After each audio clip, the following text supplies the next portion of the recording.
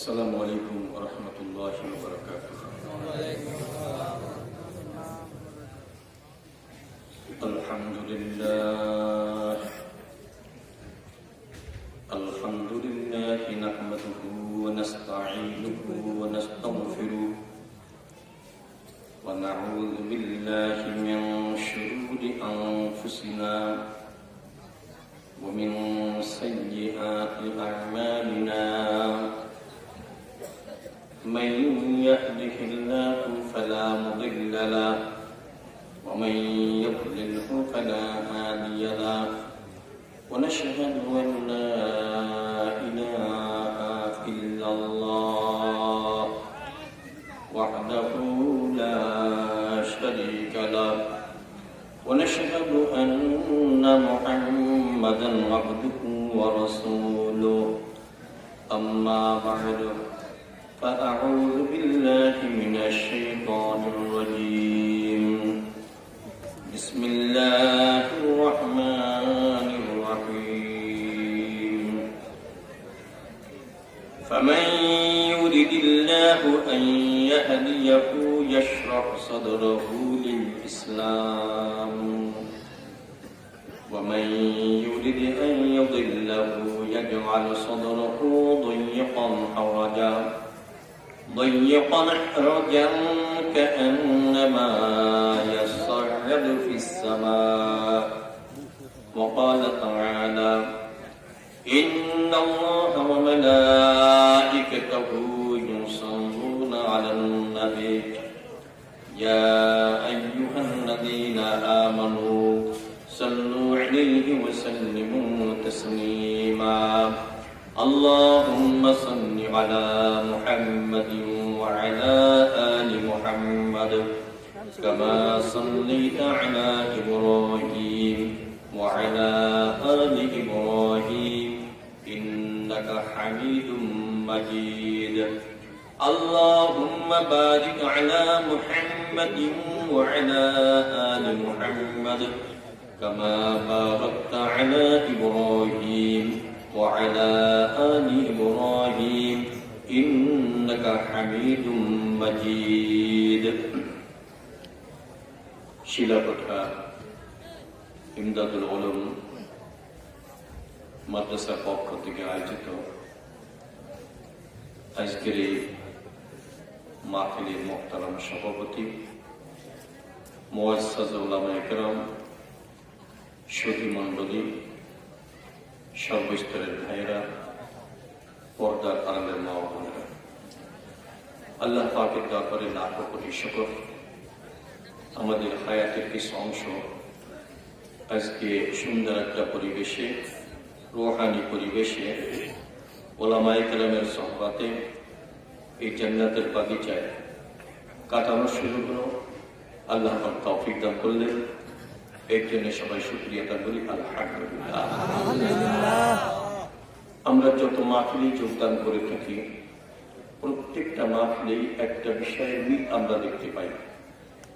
সেটা কি, যখন কোনো আলোচক আলোচনা শুরু করেন, যখন কোনো বক্তা বক্তব্য পেশ করেন, যখন কোনো আলেম ওয়াজ শুরু করেন, আর শ্রোতারা যখন শোনা শুরু করেন, দেখবেন প্রথমেই সবাই কমপক্ষে একবার আলহামদুলিল্লাহ বলে থাকেন। কি বলে থাকেন? আলহামদুলিল্লাহ। আমরা কি বলেছি? আলহামদুলিল্লাহ। প্রত্যেকটা মাহফিলে এই কথাটা কেন বলে থাকি? নিশ্চয়ই এর পিছনে কোনো কারণ আছে। একটা কারণ হলো, এর দ্বারা আমরা পরোক্ষভাবে স্বীকার করে নিয়ে থাকি যে আমাদের ধনবলে জনবলে বুদ্ধির জোরে আসলে এখানে কেউ আসতে পারি না। একমাত্র কে তৌফিক দিয়েছেন? আল্লাহ। কে তৌফিক দিয়েছেন? আল্লাহ। কোন সংখ্যা কার? এই কথাটা আমরা আরবিতে বলে থাকি আলহামদুলিল্লাহ।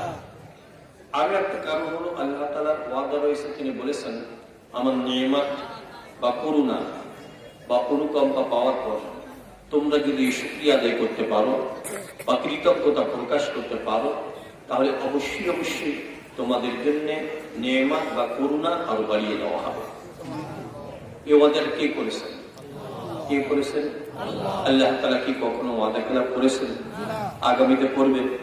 তাহলে বোঝা গেল সত্যিকারে আমরা যদি শুকরিয়া আদায় করতে পারি, আল্লাহ তাআলা আমাদের জন্য অনেক অনেক নিয়ামত বরাদ্দ করবেন, সে বিষয়ে কোনো সন্দেহ নাই। কিন্তু ভাইয়েরা লক্ষ্য করেছেন, শুকরিয়া কিন্তু সবাই আদায় করে না, করে নাকি?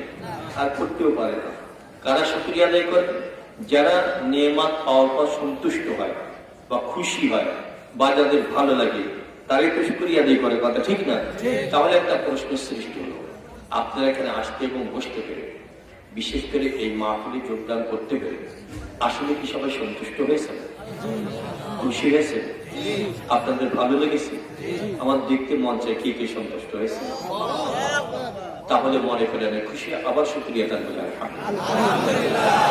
আমার ভাইয়েরা, আমার ছেলেরা, আমার আব্বুরা, আপনারা সন্তুষ্ট হয়েছেন, আমরা খুশি হয়েছি, আমাদের ভালো লেগেছে। কিন্তু সমাজের সবাই কি ভালো লাগে নাকি? সবাই ভালো লাগে না। ইসলামের অনুশাসন সবাই পছন্দ করে না, কেউ করে কেউ করে না, কথা ঠিক না? তো একটু উদাহরণ দিই। আপনারা অনেকে নামাজের পাগল আছেন, বলুন তো আজান শুনবার পর নামাজ পড়বার জন্য মনের মধ্যে একটা চাঞ্চল্য বিরাজ করে, কি করে না? যতক্ষণ নামাজ আদায় না করতে পারেন ততক্ষণ পর্যন্ত চাঞ্চল্য বিরাজমান থাকে। তো আপনি তো নামাজের পাগল, আপনার পরিবারও হতে পারে, আপনার মহল্লাও হতে পারে, আপনার এলাকার হতে পারে। কিছু সংখ্যক মানুষ আপনাকে ঠাট্টাও করতে পারে, বিদ্রুপ করতে পারে, উপহাস করতে পারে, যে তুমি শিখের সভ্যতার চর্চা কেন করতেছো, এই জাতীয় অবস্থা আছে না? আপনারা একই সাবজেক্ট, একই বিষয়ে কেন মত পার্থক্য হয়ে গেল? আমি এই সম্পর্কে দুই চারটা কথা বলবো, বেশি লম্বা আলোচনা করা যাবে না। দেখলাম ঘন কুয়াশা শুরু হয়েছে, কম করে শীতের রাত, আবার বেশি রাত করলে সমস্যাও কম না। কারো কারো ফজরের নামাজ কাজা হয়ে যেতে পারে, জামাত তর্ক হতে পারে, স্বাস্থ্য নষ্ট হতে পারে, আগামীকালের দায়িত্ব পালনে অবহেলা দেখা দিতে পারে, আবার দূরের মানুষের যেতে কষ্ট হতে পারে। নাদের যে সমস্যা আছে না, এই সমস্যা মাথায় রেখে কিন্তু আমাদের শায়েখ রহমতুল্লাহ আলাইহি দেখেছেন, আপনারা শুনেছেন, চরমায় মরহুমুজুর উনি ওয়াজ করতেন একেবারে সংক্ষেপ, বেশি রাত পর্যন্ত করতেন না। তো আমরা সেই আলোকে সব কিছু মাথায় রেখে, বিবেচনা রেখে অল্পক্ষণের আলোচনা করবো আর শুনবো। এই বিষয়ে কি আপনারা একমত? হ্যাঁ, আবেগের কারণে অনেক বেশি রাগও করবো না, আবার একেবারে সংক্ষেপে ছেড়ে দেওয়া হবে না, মানে মাঝারি এক পদ্ধতি অবলম্বন করলে ভালো হয়, কি বলে? আমি কয়েকটা সমস্যা যেটা সমাজে বিরাজমান, এই সমস্যা চিহ্নিত করতে চাই, সমাধানের জন্য কিছু পরামর্শ দিতে চাই, আপনারা আমাকে সহযোগিতা করবেন।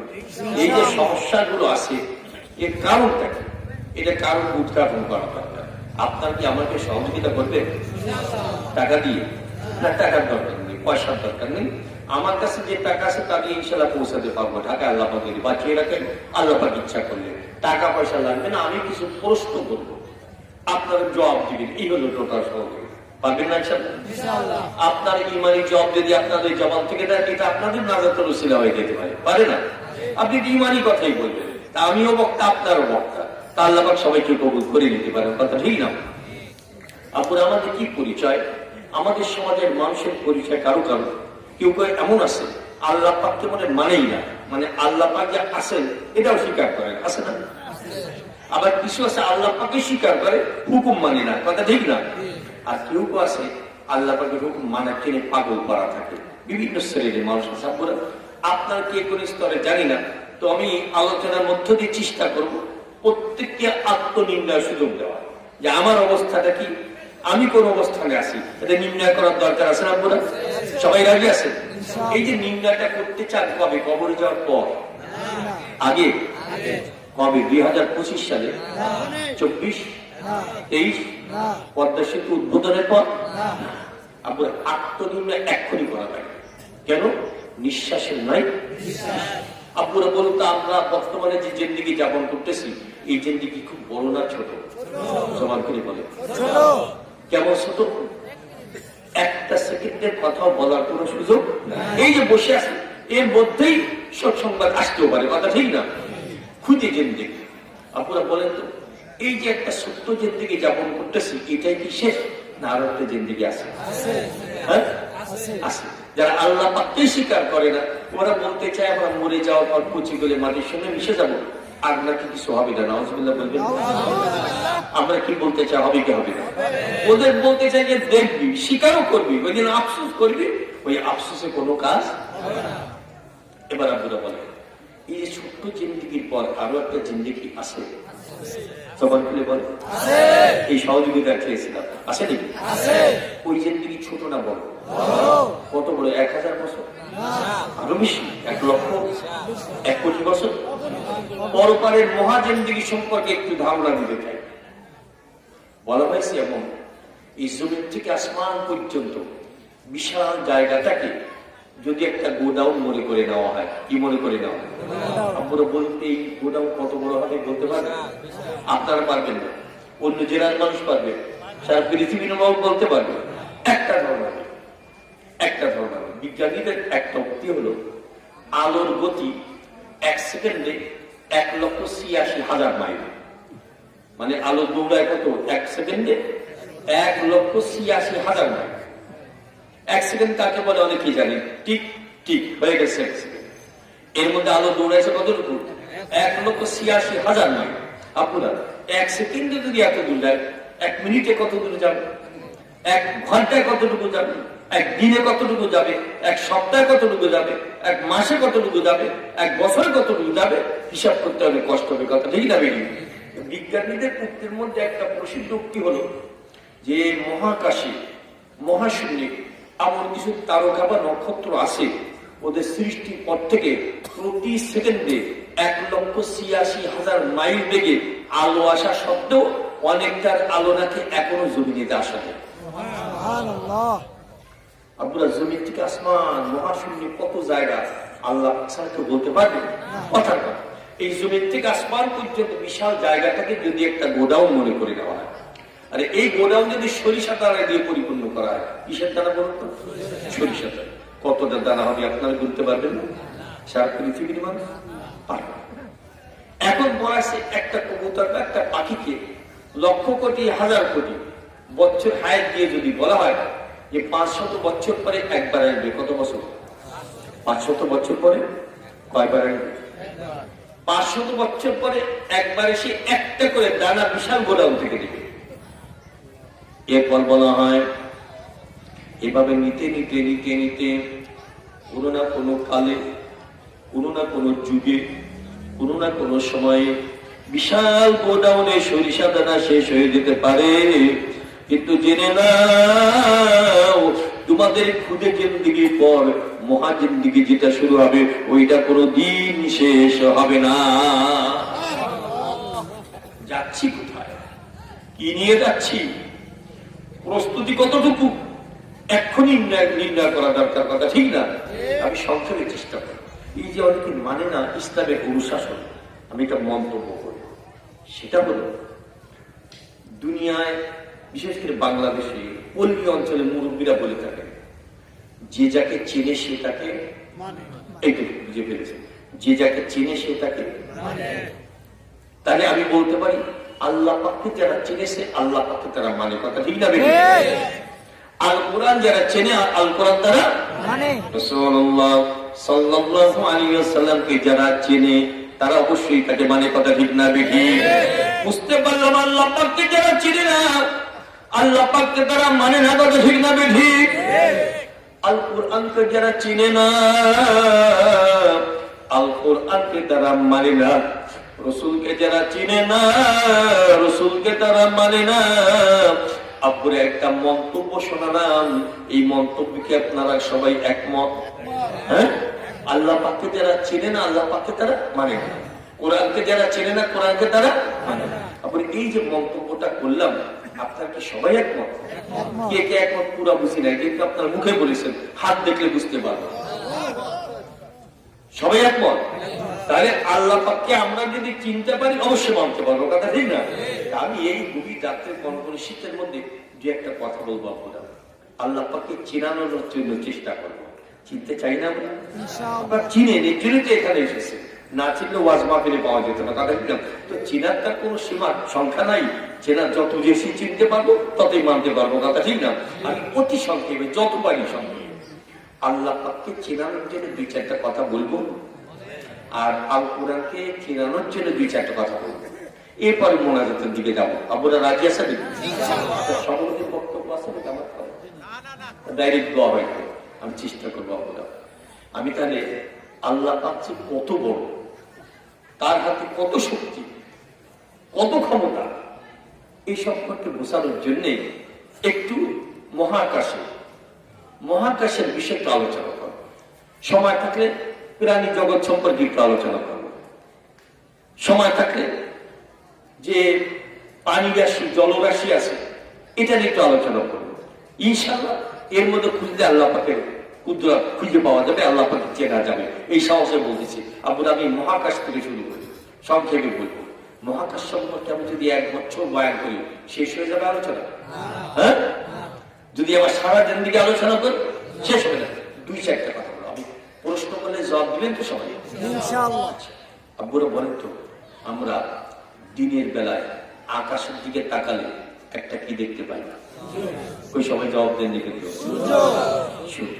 ওই সূর্যটা খুব ছোট না, বলো নাকি? এই স্টেজের মতো, আরো বড়, এই প্যান্ডেলের মতো, এই গ্রামের মতো, এই উপজেলার মতো, ঢাকা জেলার মতো, বাংলাদেশের মতো, পৃথিবীর মতো, এর থেকেও বড়। তো আপাতত যে আবিষ্কার, বিজ্ঞানীরা বলতেছে 13 লক্ষটা পৃথিবী এক জায়গা করলে যা হবে, সূর্যটা নাকি তেমন হবে। আমরা কত লক্ষ পৃথিবী? 13 লক্ষটা পৃথিবী এক জায়গা করলে যা হবে, সূর্যটা তত বড়। পৃথিবী কত বড় তাও তা কোনো জানে না। আচ্ছা, এই সূর্যের তাপ আছে কিনা? আছে। বিজ্ঞানীরা, জ্যোতির্বিদরা বলছে এর মূল যে তাপ, এর 200 কোটি ভাগের 1 ভাগ মাত্র পৃথিবীতে আসে। কত ভাগের 1 ভাগ? 200 কোটি ভাগের 1 ভাগ। তাহলে অগ্নিপিণ্ডটা কত বড়, কত তার তাপ। আবার আল্লাহ পাক বলছে বিসমিল্লাহির রহমানির রহিম ওয়াশ-শামসু তাজরি লিমুস্তাকাররিন লাহা। সূর্য সম্পর্কে আল্লাহ পাক বলছে সূর্য তার কক্ষপথে পরিভ্রমণ করতেছে। এখন চিন্তা করে, কত বিশাল অগ্নিপিণ্ড, কত তাপ নিয়ে এই হাজার হাজার লক্ষ লক্ষ বছর ধরে একই নিয়মে মহাশূন্যে সাঁতার কাটলো। যে এর পিছনে কোন মহাপরিচালক আছেন কিনা? নামটা কি আসতে বলবেন না জোরে বলবি? শুধু তাই না, কুল্লুম ফি ফালাকিন ইয়াসবাহুন। আল্লাহ পাক কোরআনে পাকে বলেন মহাশূন্যে যত গ্রহ নক্ষত্র আছে প্রত্যেকটা সাঁতারে কাটতেছে। কোটি কোটি গ্রহ নক্ষত্র মহাশূন্যে একই নিয়মে সাঁতার কাটানোর পেছনে কোন কুদরতওয়ালা আছেন কিনা? তার নামটা আসতে বলবেন না জোরে বলবে? তিনি কে? তিনি কে? আমরা আরেকটা বলি, একটা চুল, 1 খণ্ড তুলা 10 গজ 20 গজ ওপরে ছেড়ে দিলে কিছুক্ষণ পর কোথায় পাওয়া যাবে? মাটিতে। কারণ কি? এই সামান্য ওজন, সামান্য ভর শূন্য স্থানে ধরে রাখতে পারে না। তাহলে বোঝা গেল ওজনওয়ালা কোন জিনিস বা বস্তু শূন্য স্থানে থাকতে পারে না। বলে বলে আকাশে যত গ্রহ নক্ষত্র, এগুলোর ওজন আছে কিনা? একটা গ্রহের কথা বলি, মঙ্গল গ্রহ, যেটা আবিষ্কার চলমান। বিজ্ঞানীরা আবিষ্কার করে এতটুকু বের করছে, মঙ্গল গ্রহের জমিন হলো পাথুরি জমিন। কেমন জমিন? এবার চিন্তা করে, পৃথিবীর থেকে যদি বড় হয়, জমিনটা যদি পাথুরি জমিন হয়, ওজন কত হবে কোন মানুষ কি নির্ণয় করতে পারবে নাকি? কোটি কোটি হাজার কোটি টন ওজন। আবার একটা চুল, 1 খণ্ড তুলা সামান্য সময় শূন্য স্থানে থাকতে পারলো না, আর কোটি কোটি হাজার কোটি টন ওজনে ওই গ্রহগুলো কে ভাসিয়ে রাখলি? আল্লাহ পাকের কুদরতি হাতে কত বল, কত ক্ষমতা, কত শক্তি। এইটা যারা অনুধাবন করতে সক্ষম হয়, এরা কখনো বেপরোয়া হতে পারে না। কথা ঠিক না বেঠি? আমরা আকাশ সম্পর্কে আলোচনা করে আমি শেষ করতে পারবো? বিজ্ঞানীরা পেরেছে নাকি? কেউ পারবে না। সংক্ষেপ বললাম। এবার একটু জলরাশির দিকে আসি, সাগরের দিকে আসি। আপনারা সাগরে আল্লাহ পাকের কুদরত আছে কিনা? মাত্র একটা বলবো, আপনারা শুনেছেন, কেউ সাগরে গিয়ে দেখেছেন? আল্লাহ পাক বলছেন বাইনাকুমা বারযাখুন লা ইয়াবগিয়ান। শুনেছেন বোধহয়? সাগরের 2 প্রকার স্রোত, মিঠা পানির স্রোত, লোনা পানির স্রোত। পাশাপাশি হাজার হাজার বছর ধরে চললো, আজ পর্যন্ত মিলে গুলে একাকার হলো না। আল্লাহ পাক বলেছেন বিসমিল্লাহির রহমানির রহিম বাইনাহুমা বারসাকুন লা ইয়াবগিয়ান, দুই সুরাতের মধ্যখানে আমি এক অদৃশ্য প্রাচীর টেনে দিলাম, এইটা কখনো মিলে গুলে একাকার হতে পারবে না। এটা কার কথা? ওখানে কাকে খুঁজে পাওয়া যায়? আরো দের বলা লাগবে, কাকে খুঁজে পাওয়া যায়? জলের সেবার বাদ নেই, প্রাণী জগতের দিকে আসি। প্রাণীর মধ্যে শ্রেষ্ঠ প্রাণী মানুষ, কথা ঠিক না বেঠিক? এই সম্পর্কে আল্লাহ পাক বলেছেন বিসমিল্লাহির রহমানির রহিম ওয়াফি আনফুসিকুম আফালা তুবসিরুন, তোমাদের নিজের মধ্যে গবেষণা করো, মুরাকাবা করো, আমার কুদরতের সন্ধান তোমরা পেয়ে যাবে। দেখি আমাদের নিয়ে একটু ভাবি আপনারা সংক্ষেপে। আমার নাম ইউনুস আহমদ, নামটা শুনেছেন, ঘোষণা বলা হয়েছে। এই যে একটা বডি আবার আছে না, আচ্ছা এই বডি কি জন্মের থেকে এত বড় ছিল না একটু ছোট ছিল? হ্যাঁ, আচ্ছা তার আগে আরো ছোট ছিল না? একটা বডি সৃষ্টির সূচনা আর সমাপ্তি সম্পর্কে দিয়ে একটা কথা বলি। সেটা কি একটা মানবদের সৃষ্টি হয় কিভাবে? স্বামী স্ত্রী বা পিতা মাতা তাদের মিলনের পরে ওই স্বামীর মাধ্যমে স্ত্রীর গর্ভে কোটি কোটি শুক্রাণু ঢোকে বীর্যের মাধ্যমে। একটা ফোঁটা বীর্যের মধ্যে লক্ষ লক্ষ শুক্রাণু থাকে বা শুক্রকীট থাকে। আব্বুরা বলে একটা ফোঁটার মধ্যে লক্ষ লক্ষ যদি থাকে, এটা কি চোখে দেখা সম্ভব নাকি? লক্ষ লক্ষ শুক্রাণু মায়ের গর্ভে যখন প্রবেশ করে, আল্লাহ পাক একটা সন্তান দিতে চাইলে মাত্র একটা বেঁচে থাকে, আর সব অটোকায়দা মৃত্যুবরণ করে। মায়ের গর্ভে একটা পদার্থ থাকে, বস্তু থাকে, তাকে ডিম্বাণু বলা হয়। তাও কিন্তু একটা ফোঁটার মধ্যে লক্ষ লক্ষ থাকতে পারে। আল্লাহ পাকের কুদরত, শুক্রাণু যখন মায়ের গর্ভে ঢোকে, তাকে এমন জ্ঞান আল্লাহ পাক দান করেছেন, মায়ের গর্ভে ডিম্বাণু কোথায় আছে এটা খুঁজে খুঁজে বের করবার চেষ্টা করে। যেটা চোখে দেখা যায় না, বুদ্ধিটা কে দিয়েছে? কে দিয়েছে? ডিম্বাণুর সন্ধান যখন পেয়ে যায়, ডিম্বাণু শুক্রাণুর সমন্বয় আমার আপনার বডি সূচনা শুরু হয়ে যায়। মাত্র কয়েকটা মাস মায়ের গর্ভে থাকবার পর মা যেন কি অনুভব করে, পেটের মধ্যে সন্তান নড়াচড়া শুরু করে দেয়, একটা বডি হয়ে যায়। একটা বডির মধ্যে 360টা হাড্ডির জোড়া আছে। শুকরিয়া দেখি আলহামদুলিল্লাহ, 360টা হাড্ডির জোড়া। আপনারা বলেন আমার হাতের মধ্যে জোড়া আছে কিনা, আঙ্গুলের মধ্যে আছে কিনা, কবজির মধ্যে আছে কিনা, ওলের মধ্যে আছে কিনা, মেরুদণ্ডে আছে কিনা, কোমরে আছে কিনা, হাড়িতে আছে কিনা, 360টা হাড্ডির জোড়া। আপনি আপনার মনের কাছে জিজ্ঞাসা করেন, এই জোড়া কোন জায়গা থেকে আসলো, হাড্ডি কোন জায়গা থেকে উৎপাদন হলো, কোন দিক দিয়ে সরবরাহ হলো, এটা চিন্তা করলে নিশ্চয়ই এক কুদরতওয়ালার সন্ধান পাওয়া যায়। তিনি কে? আবার দেখবেন মানুষ তো জবাই করে দিতে পারবেন না, আপনার মুরগিও জবাই করেন, খাসি জবাই করেন, গরু জবাই করেন, দেখবেন প্রত্যেকটা জোড়ার মধ্যখানে লালা জাতীয় পদার্থ আছে কিনা? আছে নাকি? গাড়ির চাকা সুন্দরভাবে ঘোরানোর জন্য, মেশিন যন্ত্রপাতি ঘোরানোর জন্য গ্রিস ব্যবহার করা হয়। আল্লাহ পাক জানেন একটা গাড়ির গ্রিস 6 মাস, 1 বছর, 2 বছরের মধ্যে কয়েকবার চেঞ্জ করা লাগে। আল্লাহ পাক জানেন আমার এই বান্দা 3.5 গাড়ির কত যন্ত্রাংশ আছে, এটা পরিবর্তনের প্রয়োজন হবে না। 60 বছর, 70 বছর, 80 বছর উঠবে, বলবে, নড়াচড়া করা লাগবে। প্রত্যেকটা জোড়ার মধ্যে গ্রিস সেট করা আছে কিনা? আপনার মনের কাছে জিজ্ঞাসা করেন, এই গ্রিস কে সেট করে দিলেন? এই গ্রিস কোন পথে আমদানি হলো, কোন দেশ থেকে উদ্ভব হলো? সব কিছু চিন্তা ভাবনা করে একটা রেজাল্ট পাওয়া যায়। সব কিছু আমার মাওলা পাকের কুদরত। আমরা আল্লাহ পাক আমাদেরকে 2টা চক্ষু দান করেছেন, কথা ঠিক না বেঠিক? ছোট বড় একই রকম 2টা চক্ষু, কথা ঠিক বললাম? বিভিন্ন কালার, বিভিন্ন রঙের আছে, দেখবেন সাদা, কালো, বাদামি, বিভিন্ন রঙ আছে কিনা? এবার সবচেয়ে মাঝখানে কালো 2টা ফোঁটা পানি আল্লাহ পাক দান করেছেন। এই পানি কবে কোন জায়গায় সৃষ্টি হলো? আল্লাহ পাক এই কুদরতি পানির ফোঁটা চোখের মধ্যে ঢুকিয়ে দিয়েছেন। 9 কোটি 30 লক্ষ মাইল দূরে সূর্য দেখা যায় কি যায় না? এর থেকে কোটি কোটি মাইল দূরে নক্ষত্রগুলো রাত্রবেলা দেখা যায় কি যায় না? এই কালো ফোঁটা পানির কি যে পাওয়া! মাথা দিয়ে ছিদ্র করে কালিয়ে কালো ফোঁটা পানি যদি বের করে দেওয়া হয়, ওই মানুষটা অন্ধ হয়ে যাবে। কথা ঠিক না বেরি? ওই কালো পানি ফোঁটা এটা কোথায় সৃষ্টি হলো, কোন পথে ঢুকলো? বিজ্ঞানীদের আবিষ্কার, এই চোখের উপরে প্রায় 70 থেকে 72,000 পাতলা পর্দা আছে। এই পর্দার মধ্যে কে ঢুকিয়ে দিলেন? একটু চিন্তা ভাবনা জল্পনা কল্পনা করলে একজনের কুদরতের সন্ধান পাওয়া যায়। তিনি কি? আপনারা লক্ষ্য করেছে কিনা, চোখে পলক মারার ব্যবস্থা আছে কিনা? একটা পলক মারতে চিন্তাও করা লাগে না, পরিকল্পনা গবেষণা করা লাগে নাকি? অটো কায়দা প্রতি মিনিটে কয়েকবার পলক মারা হয় কি হয় না? আল্লাহ পাকের অত্যন্ত দামি একটা অঙ্গ চক্ষু, এটা ময়লা আবর্জনা ধুলা বালি পড়তে পারে।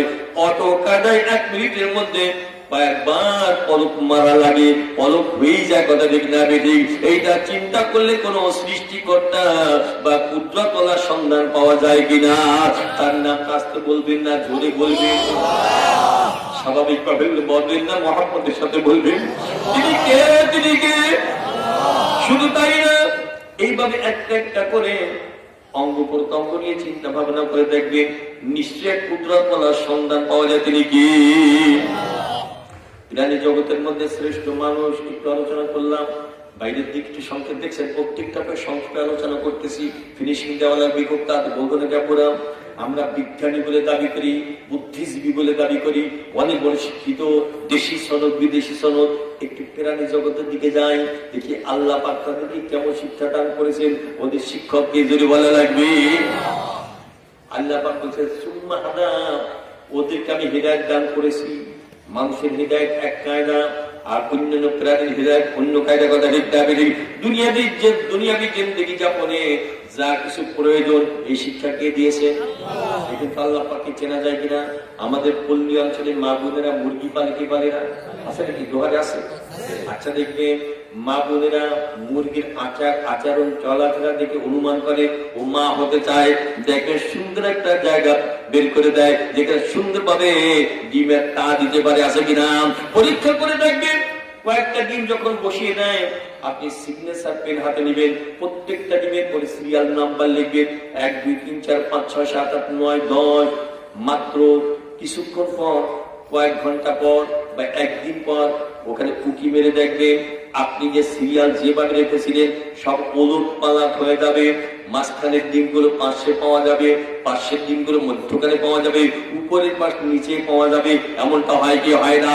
আল্লাহ পাক যেমন শিক্ষা দিয়েছেন, ও যদি সুদা চুপচাপ বসে থাকে, একটা জায়গায় তাপ পাবে, অন্য জায়গায় তাপ পাবে না।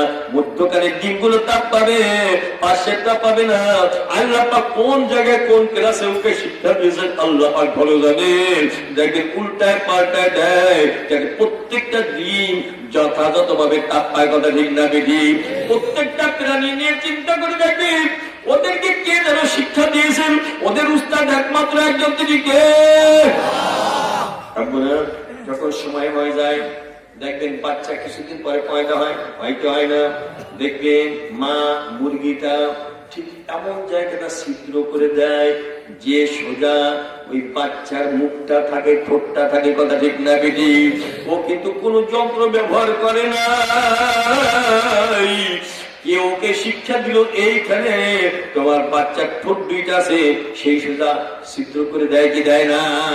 প্রত্যেকটা প্রাণী অবস্থা পরীক্ষা করে দেখবেন যে আলাদাভাবে একটা প্রশিক্ষণ দিয়েছেন। তিনি কি? শুধু তাই না, বাচ্চা পয়দা হয়ে গেল, মাত্র 1 সপ্তাহ বয়স। কতদিন বয়স? আপনি পাশ দিয়ে হেঁটে যাবেন, বাচ্চার কোনো ভয় নাই। একটা বড় গরু হেঁটে যাবে, কোনো ভয় নাই। কিন্তু যদি আকাশে একটা চিল দেখা যায়, অল্প সময়ের মধ্যে, কয়েক সেকেন্ডের মধ্যে মায়ের পেটের নিচে আশ্রয় নিতে দেখা যায় কি যায় না? ওই বাচ্চাটাকে বুদ্ধি কে দান করলে? শুধু তাই না, প্রত্যেকটা প্রাণী সম্পর্কে একটু গবেষণা করবেন। এক ডাক্তার সাহেব বলেছিলেন তার বাড়িতে, তার বাগানে মাঝে মধ্যে বানর আসতো, এসে গাছের ফল নষ্ট করে দিত। কোন রোগের থেকে রেহাই পাওয়া গেল না। শেষ পর্যন্ত ডাক্তার সাহেবকে একজন পরামর্শ দেয়, আপনি পাওয়ারফুল পয়জন বিষ মিশিয়ে খাবার যদি গাছের মাথা দিতে পারেন, একটা দুইটা বানর ঢুলে পড়বে, অন্যগুলো আসতে সাহস পাবে না। যুক্তিসঙ্গত কথা কিনা? ডাক্তার সাহেব বলে এই পরামর্শ নেওয়ার পর আমি একই আমল করলাম। এমন বিষ, এমন পয়জন, যে বিষের স্বাদ পরীক্ষা করতে গিয়ে 18 জন বিজ্ঞানী দুনিয়ার থেকে চলে গেছে। অর্থাৎ জিহ্বায় দিবে স্বাদ টক, মিষ্টি না তিক্ত লিখবে, কেউ একটা অক্ষর, কেউ দুইটা অক্ষর লিখতে লিখতে ঢলে পড়ে যায়। অত্যন্ত পাওয়ারফুল পয়জন, কথা ঠিক না বেঠিক? ডাক্তার বলছে এই পাওয়ারফুল পয়জন খাদ্যের সঙ্গে মিশিয়ে গাছের উপরে টাঙিয়ে দিলাম। লক্ষ্য করতে লাগলাম, দেখি কোন সময় বানর আসে, বিষ মিশ্রিত খানা খেয়ে বেহুশ হয়ে পড়ে যাবে বা মৃত্যুবরণ করবে, এরপর আর বানর আসবে না। এবার ডাক্তার সাহেব বলছে দেখতে লাগলাম এক ঝাঁক বানর এসে গেছে। এবার খাবার সামনে, বিষ মিশ্রিত পয়জন মিশ্রিত খাবার, দেখি কেউ খায় না। এদের মধ্যে লিডার টাইপের যে ছিল, নেতা টাইপের, একটা সিগন্যাল দিল, একটা সংকেত দিল, কেউ আর খায় না, চুপচাপ বসে আছে। এবার লিডার চলে গেল বনের মধ্যে, জঙ্গলের মধ্যে। এবার কিছু লতা পাতা নিয়ে হাজির হয়ে গেছে। এবার লিডার করে কি, প্রত্যেকটা বানরের হাতে কয়েকটা করে পাতা বন্টন করে দেয়। এরপর আবার সিগন্যাল দেয়, সিগন্যাল দেওয়ার সাথে সাথে এক কামড় পাতা খায় আর একটা লোকমা মুখে দেয় বিষ মিশ্রিত খাদ্য। ডাক্তার সাহেব বলছি কোন বানর অসুস্থ দেখি নাই, প্রত্যেকটা দানা খেয়ে শেষ করে দিল। একটা বানরকে অ্যাবনরমাল দেখি নাই। খানা শেষ করবার পর আনন্দ ফুর্তি করতে করতে আবার জঙ্গলে চলে গেল। ওই বানরকে কে প্রশিক্ষণ দিল? এত পাওয়ারফুল বিষ নষ্ট হয়ে যাবে অমুক গাছের পাতা খেলে। আপনারা এর প্রশিক্ষক একজন আছেন কিনা? তিনি কে ধরে বলেন? তিনি কে? বিজ্ঞানের দাপট দেখাই না কি কতটুকু পারো। বাবুই পাখি শূন্য স্থানে ঝুলে ঝুলে সুন্দর বাসা তৈরি করে। আমরা প্যান্ডেলে সবাই মিলে চেষ্টা করে 1 মাস সময় পেলে একটা বাসা তৈরি করতে পারবো নাকি? শূন্যে ঝুলে ঝুলে সুন্দর একটা বাসা করে। 2টা কামরাও থাকে, একটা কামরা স্বামী স্ত্রী থাকবে, আবার তার মধ্যে ডিম লাইটের ব্যবস্থা করার লাগবে। একটু কাদা, একটু গোবর নিয়ে যাবে। রাত্রবেলা জুনাকি পোকা নিয়ে ওইখানে যখন ঢুকিয়ে দেয়, ডিম লাইট ওরা কামরায় স্বামী স্ত্রী বসবাস করে। এই জ্ঞান, এই প্রশিক্ষণ কে দিয়ে সুন্দর বলা লাগবে? তোমার কতটুকু পাওয়ার? একটা শকুন প্রায় 300 মাইল দূরে কি আছে দেখতে পায়। আমরা ছোটবেলা দেখেছি, এখন খুব কম দেখা যায়। শকুনের উপদ্রব ছিল। কোন একটা বিলের মধ্যে, কোলার মধ্যে একটা মরা গরু ফেলে রাখলে দেখেন ঝাঁকে ঝাঁকে শকুন কোন জায়গা থেকে দৌড়ায় আসে, উড়ে চলে আসে। কথা ঠিক না বেরিয়ে? ঢাকার আকাশ থেকে শকুন তাকিয়ে দেখে খুলনার বড় বিলের মধ্যে একটা মরা গরু ফেলে রাখছে। সাথে সাথে উল্টে উল্টে সেখানে হাজির হয়ে যায় কি যায় না? কয়টা বলবো, প্রাণী জগতের প্রত্যেকটা সেক্টর নিয়ে আলোচনা করলে দেখবেন একজন কুদরতলার সন্ধান পাওয়া যায়। তিনি কি? আসতে বলবেন না, জোরে বলবেন, স্বাভাবিক বলবেন না, মহব্বতের সাথে বলবেন। তিনি কে? তিনি কে? তাকে যারা চেনে না মেনে আর পারে না। কথা ঠিক না ঠিক? আল্লাহ পাক যেন এই মারিফাত, এই পরিচয় আমাদের প্রত্যেকের অন্তরের মধ্যে ঢেলে দেয়। সবাই বলি আমিন। আল্লাহ পাককে আমি চেনার চেষ্টা করলেও সারা জিন্দেগি বসে আমি শেষ করতে পারবো নাকি? এখানে ওদিকে সমাপ্তি টানতেছি। এবার আল কোরআন সম্পর্কে 2-1 কথা বলবো নাকি? আপনারা বলবো নাকি? দেখবেন কাঠ দিয়ে চেয়ার, টেবিল, দরজা, জানালা তৈরি হয় কি হয় না? আবার চেয়ার বসতে পাও লাগে, হাতও লাগে, ওর ভয় লাগে নাকি? আপনারা যে গাছের তক্তা দিয়ে ওই চেয়ারটা তৈরি হলো, একই গাছের তক্তা দিয়ে যদি আরেকটা জিনিস তৈরি করা হয় যার উপরে আল কোরআন লেখা হয়, আপনারা কি বলেন? এটা কি ইহা বলেন নাকি?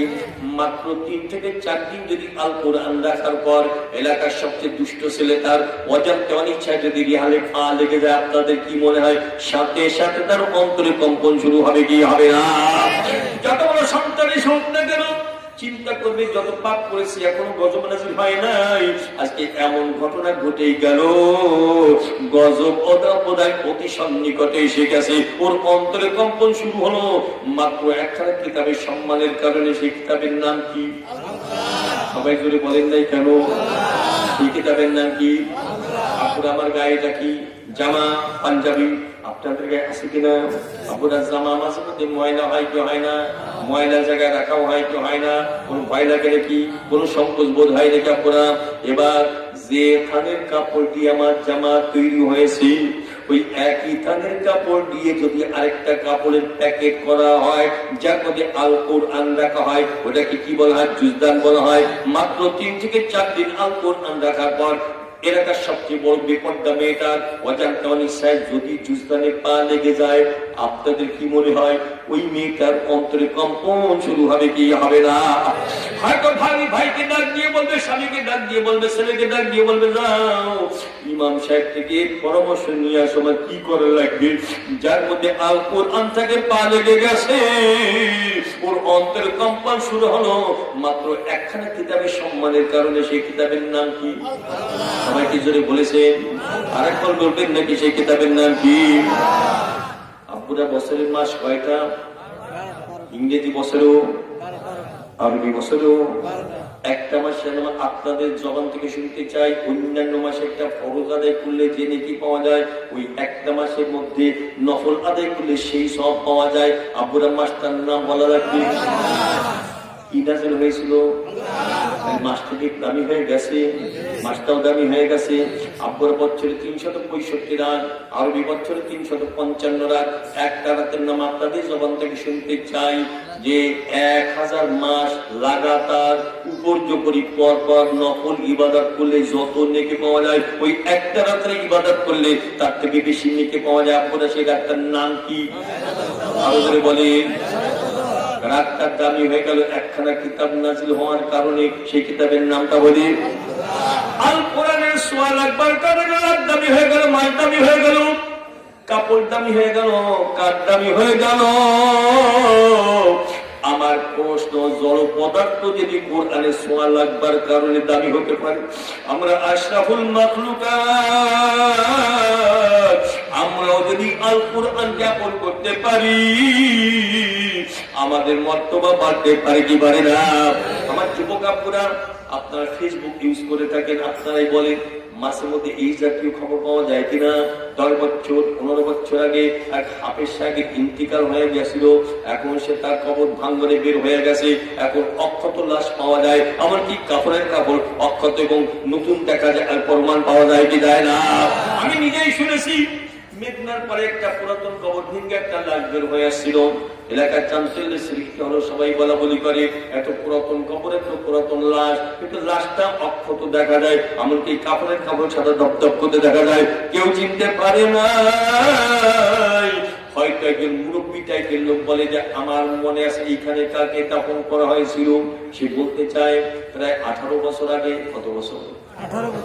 18 বছর আগে আল কুরআনের একজন হাফেজকে এখানে দাফন করা হয়েছিল। যখন চেহারা থেকে কাপড় সরিয়ে দিল,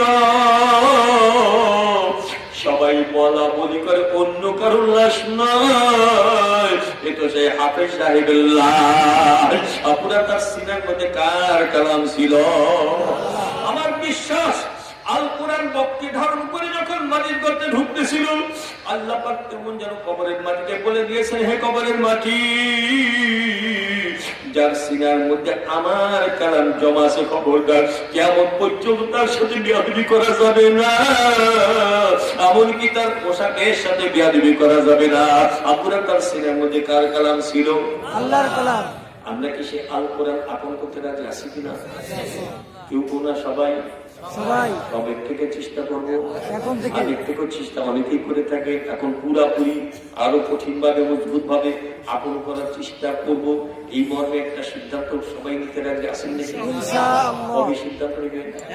কেউ না, সবাই দেখলে বিশ্বাস করবো পুরাপুরি সবাইকে রাজি আছেন? শুকরিয়া তাকবীর, আলহামদুলিল্লাহ। আমরা কোরআন স্বীকার করি, মানি, সম্মুখী বললাম, কিন্তু কোরআন মোতাবেক আমল করলাম না, হবে নাকি? আমি দু একটা আমলের কথা বলবো, একেবারে দেখছি কত সংক্ষেপ আলোচনা করছি, বলবো না কি আপনার? আল কোরআনের মধ্যে বহু আমলের কথা, একটা আমল দৈনিক 5 বার করতে হয়। কয়বার? যে 5 বার ওই আমলটা করতে পারে, ওর দুনিয়ার জীবিকা আল্লাহ পাক বরকত দান করবে, কবরের সমস্যার সমাধান হয়ে যাবে। কিয়ামতের ময়দানে দেখা কামনা পাবো, বলছে না বৃদ্ধির আকারে পাবো, আবার শেষ পর্যন্ত বিনাশী জান্নাতে চলে যাবে। আমার মনে হয় আমলটার নাম আপনারা সবাই বলতে পারবেন। আপনারা বলেন তো, আবার বলেন। আচ্ছা, নামাজ কি উপকারী না অপকারী, ক্ষতিকর না লাভজনক? সবাই বিশ্বাস করে। আর কেউ কেউ বলতে চায়, অতি বড় বুদ্ধিজীবী তারা বলতে চায় নামাজ পড়লে নাকি সময়ের অপচয় হয়। আরো বলবেন নাকি? আমরা বলি নামাজ পড়লে সময়টা আসলেই কাজে লাগে, কথা ঠিক না?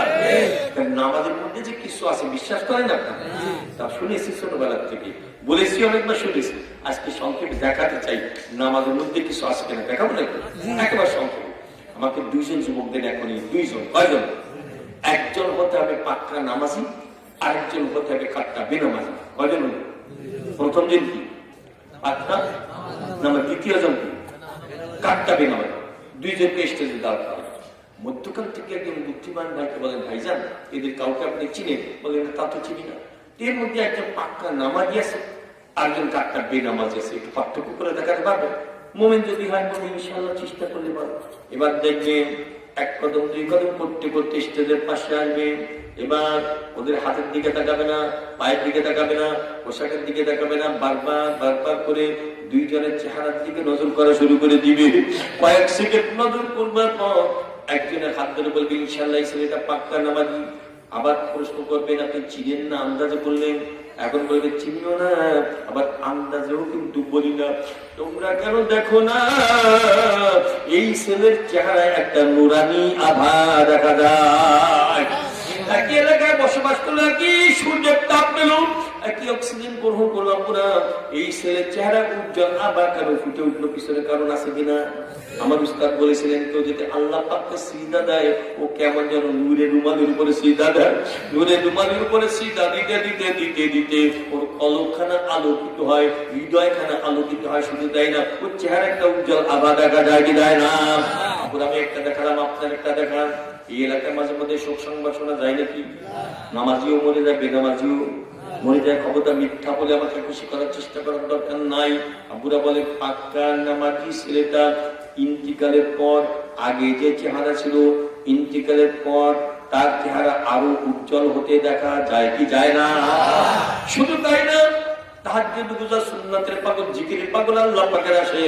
ইন্তিকালের পর দেখবেন চেহারার দিকে তাকালে মুস্কি মুস্কি হাসি হাসি মনে হয়। মাঝে মধ্যে আপনারা দেখবেন ফেসবুকেও দেখা যায় ইন্তিকালের পর চেহারা মুস্কি হাসি। আপনারা দেখেছেন কিনা? আমি তো দেখেছি। একজন পুলিশ বড় আল্লাহওয়ালা ছিল, তার চোখ দিয়ে দপদপ করে শুনে পানি পড়তো। মাওলা পাকের মহব্বতে সালাম দেওয়ার পর দেখতাম গড় গড় করে চোখ দিয়ে পানি পড়ে যেত। ইন্তিকালের পর তার চেহারা কিন্তু ফেসবুকে এসেছে, কেমন আল্লাহ পাগল মুস্কি মুস্কি হাসতেছে। দেখবেন এই জাতীয় দেখবেন পাশে বসে দূরদর্শী মুরব্বীগণ তারা মন্তব্য বিনিময় করে। একজন মুরব্বী আর একজন মুরব্বীকে বলে, দেখো এই সেই ছেলেটা পাক্কা নামাজি ছিল, জিকির আজকার করতো, বাপ্পায়ের খিদমত করতো, কারোর সাথে বিয়াদবি করতো না, জিকির আজকার করতো, তেলাওয়াত করতো। দেখো দেখো আজকে তার চেহারার দিকে তাকিয়ে দেখো, একটা জান্নাতি চেহারা নিয়ে কবরে রওনা করেছে। বলা বলি করে কি করে না? আপনার বিপরীতে চোর ডাকাত মস্তান সন্ত্রাসী চাঁদাবাজ বেয়াদব বেনামাজি মরে যাওয়ার পর ওদের চেহারা কুচ্ছিত কদাকার কালো বিচ্ছিন্নতা দেখা যায় কি যায় না? তাহলে আপনারা আপনার কি বলবেন? নামাজের মধ্যে কিছু আছে কিনা? আসতে বলেছেন যে আচ্ছা আছে। দুনিয়া থাকলে কবরে থাকবে কি থাকবে না? কবরে থাকলে কিয়ামতের মধ্যে থাকবে কি থাকবে না? আমরা তাহলে একটা শেষে একটা সিদ্ধান্ত আপনাদের নিতে চাই, পাক্কা নামাজ হয়ে কবরে দেওয়ার চেষ্টা করব। এই মর্মে সিদ্ধান্ত নিলে কেমন হয়? বাইকজনে বলেছে, সবাই বলেন না, সবাই বলেছে তো মনে মনে বলেছে কেমন হয়? আজকে নির্মাণ হয় পাক্কা নামাজ হয়ে কবরে দেওয়ার চেষ্টা করবো। মেয়েরা তোমরা যে যেখানে আছে সেখান থেকে নিয়াত করবো। নিয়াত কে কি করতেছে কি খবর রাখে? এই সিদ্ধান্ত নিলে খুশি হবেন কে বলুন তো? আর বেজার হবে কি? ওর কোমরটা ভেঙেও যেতে পারে হতাশার কারণে। একটা যুবক নামাজ পড়ে ওর বন্ধু বান্ধব নামাজ হয়ে যেতে পারে, ওর তো খারাপ লাগবে, কথা ঠিক না? আমরা খুশি করতে চাই কাকে? আর কার কোমরটা ভেঙে দিতে চাই? এই শেষ সময়ে আখেরি মোনাজাতের আগে আমরা আল্লাহ পাককে খুশি করতে চাই, শয়তানের কোমর ভেঙে দিতে চাই, পাক্কার নামাজি হয়ে কবর যাওয়ার সাধ্যমতো চেষ্টা করব। এই মর্মে যারা একমত আছে, এত জোরে একটা তাকবীর ধ্বনি দিয়ে হাত উঁচু করবেন, শয়তানের এখনই ভাগতে বাধ্য পাবেন নাকি? কে কে চেষ্টা করবো? আল্লাহু আকবার। কবুল করে নেন। প্রত্যেকের বেলা আপনি হেদায়েতের মালা পরিয়ে দেন। মেয়েদের সম্পর্কে স্পেশাল বলার সময় হলো, রাত গভীর হয়ে গেছে। মেয়েরা তোমরা মনে রাখা, চারটা কাজ ঠিক মতো করবা, নামাজ ঠিক মতো আদায় করবা, রমজান রোজা রাখবা, পর্দা পুষিটা মেনে চলবা, স্বামীর খেদমত করবা, বেহেশতের 8টা দরজায় তোমাদের জন্য খোলা থাকবে। আল্লাহ যেন ওদের কমাল করার তৌফিক দান করেন। এখন দোয়া হবে, এখন মোনাজাত হবে। দুরূদ শরীফ করি। আল্লাহুম্মা সাল্লি আলা সাইয়্যিদিনা ওয়া নাবিয়িনা ওয়া শাফিঈনা ওয়া হাবিবিনা ওয়া মাওলানা মুহাম্মদ সাল্লাল্লাহু আলাইহি ওয়া আলা আলিহি ওয়া আসহাবিহি ওয়া সাল্লাম। জিন্দেগি তো অনেক গুনাহ করে ফেলেছি, পাপের কাজ করে ফেলেছি।